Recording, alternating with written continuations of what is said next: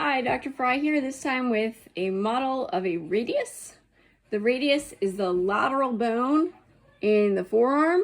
Okay, so it'll be situated like so on the thumb side of the forearm or the antebrachium. Okay, and so it is involved in forming the elbow joint as well as the wrist. Okay, and so we want to be able to identify a few features that help us to identify different structures on the radius, as well as to tell if we have a left or a right radius.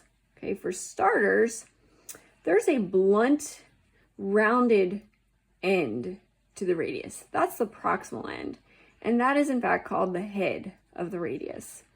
It narrows into the neck, and then you're going to see a roughened projection that is on the anterior side of the radius.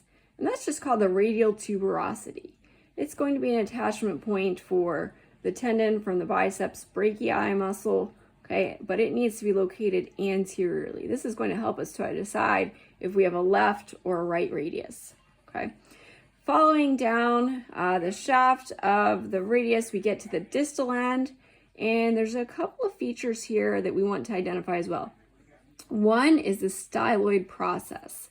That's this little projection, and that is going to be on the lateral side of the radius, okay?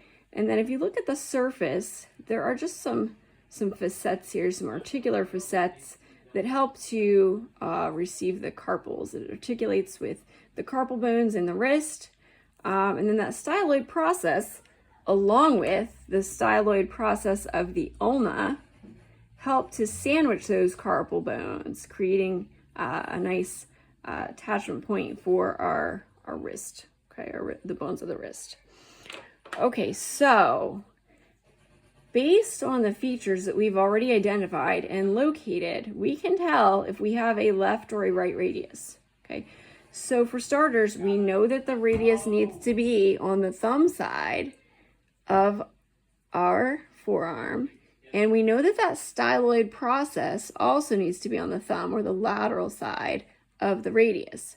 Okay, so we can now say it either needs to be oriented like so, okay, on the right arm, or, okay, with the styloid process still lateral, oriented like so on the left, okay? Still has to be the radial bone, styloid process needs to be lateral, and then from there, you want to look at that tuberosity, that radial tuberosity.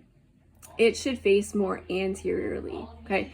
So if you have that oriented anteriorly, okay, you can see that this is a right radius. If you flip it to the left and you have your styloid process on the thumb side, you don't see the tuberosity, it's hidden, okay? And so you can decide that then this is a right radius.